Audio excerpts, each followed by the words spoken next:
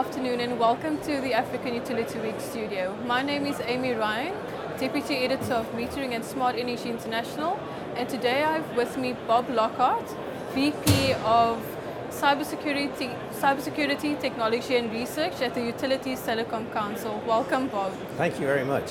Thank you so much for taking some time and speaking with us today. And today we'll be talking about cybersecurity within the African context. I know that you will be speaking in a panel during the course of the 3 days, and you'll be discussing some of the preventative measures around cybersecurity and how to effectively communicate that to your staff. Can you briefly touch on those points for us? Well, I think the most important thing, like one of the things you get asked is what points are you going to make? And I'm really going to make one point over and over and over again, and that's that you have to look at security as a big picture view. You can't say, well, I'm the cyber guy, so all I care about is viruses and that. You have to care about physical security. You have to care about what's going on in the grid. Even if you're not an expert, you have to be wired into it. You know, it's a team effort to keep people safe, to keep the lights on. You just can't say that there's any niches in a utility. Everybody has to be wired into the same playbook. So that's not a common perception of security people. They usually like to be in their own little. But I want people to take the big view. To even if it's not my problem, it is my problem. Okay. Does that make sense? Yeah. I've often heard people say that security is too important to take a one-dimensional approach. It has to be a holistic view. Correct. Holistic is the word I like to use. Okay. Because you don't fix everything yourself, but you're part of a lot. There's a lot of moving parts, and you're one of them. And you have to be running the same play that everyone else is running. Right? You have to be concerned about the same things, wired into the same priorities. And again, even if, like my background, I know about viruses and I know about awareness programs and that, I have to care about what's going on the poles and the transmitter towers and stuff like that. Even if I'm not an expert, I have to care. And then can you tell me what are the commonly held misconceptions around cybersecurity that are commonly held by utilities? So there's a couple. First of all is that it's all really complicated, and it's not. There's a lot of real basic stuff that you still have to do. That said, a lot of people like me come from an IT background, so whether it's healthcare or finance or retail, and there's a problem where you want to say, well, this is just another industry, and I can do the same things I've done before, but it's not that way. Utilities are different, and control systems are different. And if you're like most security people coming from an IT background into utility, then you have to understand how control systems are different. I've never before had a job where my software could affect people's personal safety. And that has to be, first in mind, right? Nobody gets hurt on the job because of anything I'm doing. And I've never had a job before where I helped keep the lights on. That's different from retail or banking or that. So you have to understand things. You have to get to know a lot of different people that you wouldn't normally get to know in a typical job. So again, it's the holistic perspective, but being part of a team means that you meet people you normally wouldn't as a security guy. You go meet the manager of operations or the manager of the distribution grid, and you talk to them about what matters, and you don't just sit in your office and do your job. You kind of have to be an extrovert, even if you're not an extrovert, which most security people are not.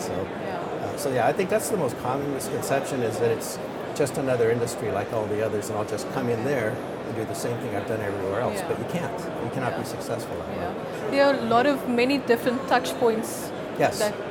And physical security and cybersecurity get lumped together sometimes, and that's very difficult to do because the strategies are different, the things you're worried about are different, and I have no real aptitude for physical security, right? But I know that I don't, so that's good. But I have to be talking to those people because we're going to overlap a lot in what we're trying to accomplish and use each other's capabilities. So many touch points that in another industry you would not have to worry about. What would your 3 recommendations be to utilities when drawing up a cybersecurity strategy? And maybe specifically utility CEOs in Africa. Can I give you 4? Yes, of course. Okay. Please go ahead. So The first one is to give security visibility. So either a CEO or a board member should have specific responsibility for what's going on security-wise. It's tough to do sometimes because boards and CEOs have so many things to focus on, but this is one that keeps growing and growing in importance. So it's really important to have that focus there.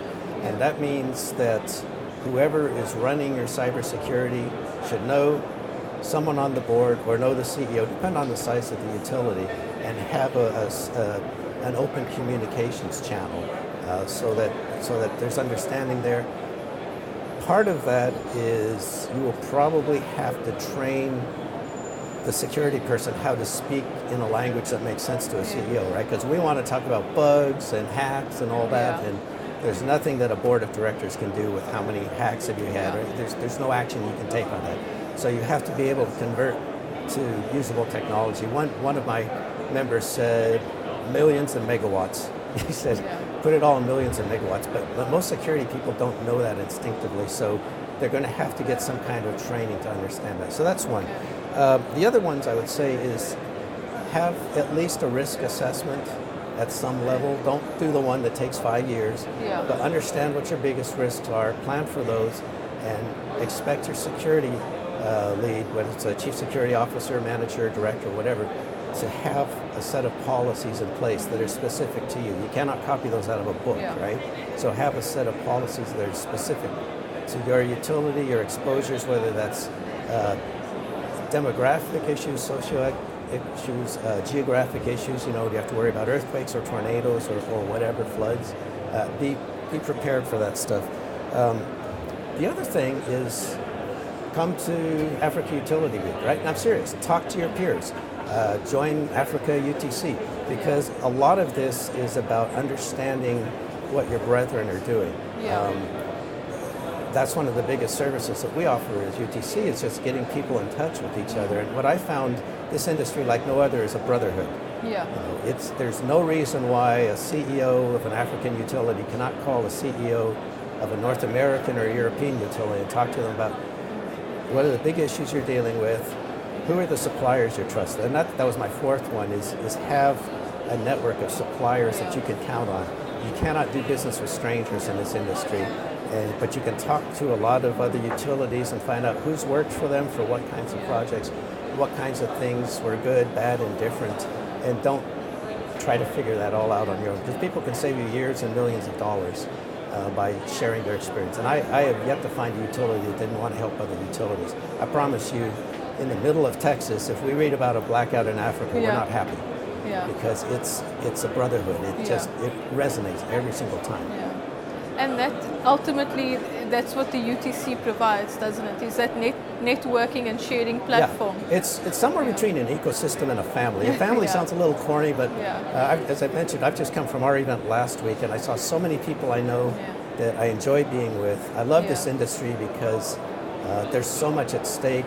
We're all, well, you all are very modest people. There's not much ego because keeping the lights on is so much pressure. But yeah, it's very much of a family, and once you get to the trust level, you can get so much done so much more quickly, more effectively, and with less worry and less risk. So yeah, that's very important. What are some of your predictions for cybersecurity in the industrial sector? For 2017 or 2018? Okay, so I decided to be an optimist. So people are going to... Now, you have to understand, security people are by nature very paranoid. The rest of the world thinks paranoia is bad. We think it's wonderful. Okay, but so I have three. I think that this is the year we begin to focus more on outcomes rather than prescriptive compliance. It's going to take years to effect that transformation completely, but I think this is the year when we've seen enough attacks where we start to say it's more important to protect ourselves than check a bunch of boxes and say, hey, I passed my audit. So I'm hoping that's the beginning of this year. Corollary to that, my second prediction or hope, whatever you want to call it, is we will see spending more driven by outcomes than by complying with specific regulations. And again, this may take several years to accomplish, but I think we're going to see more spending that's boards and CEOs saying, what do I have to do to protect my grid? Not what do I have to do to not get an audit, but what do I have to do to be secure? And I do have some member utilities that have said that to their technical directors and that, and they're getting back, here's a list, and okay.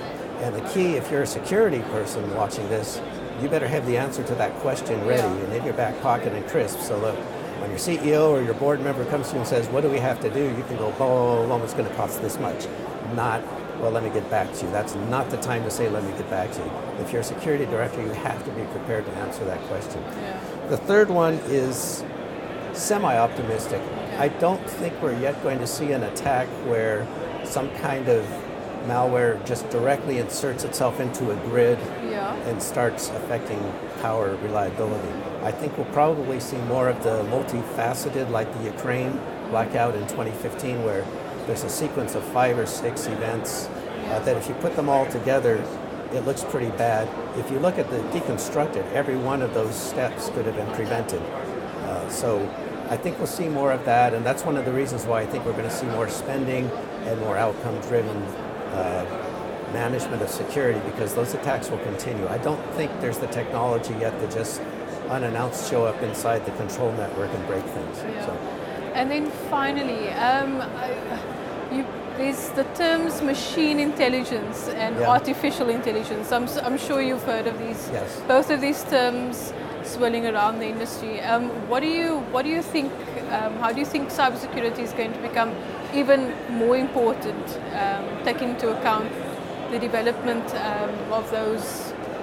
Well, and we're already there, because the tools that really matter in that case are called anomaly detection. So it's no more, I'm going to write 5 million rules for my firewall and check all these. It's going to be, the systems that I'm seeing now that are really successful are the ones that have learned through their own artificial intelligence what's normal for this system. And that's easy to do for a control system, because it's not people that are the actors, it's machines. Yes. So you know what they're going to do, you know when they're going to do it, and stuff that doesn't follow that pattern is easy to identify. So if you're looking at an electric grid and you see email traffic going across, you go, that makes no sense.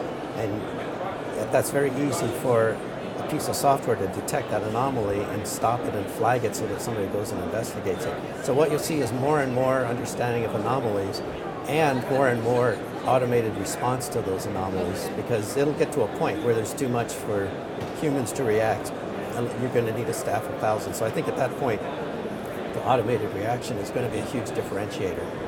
So they get intelligent, we get intelligent, they get intelligent, we get intelligent, but we keep up with it. Thank you so much, Bob. Thank you for sharing your insights. This was great fun. Thank you. That's unfortunately all we have time for today. Thank you so much for watching.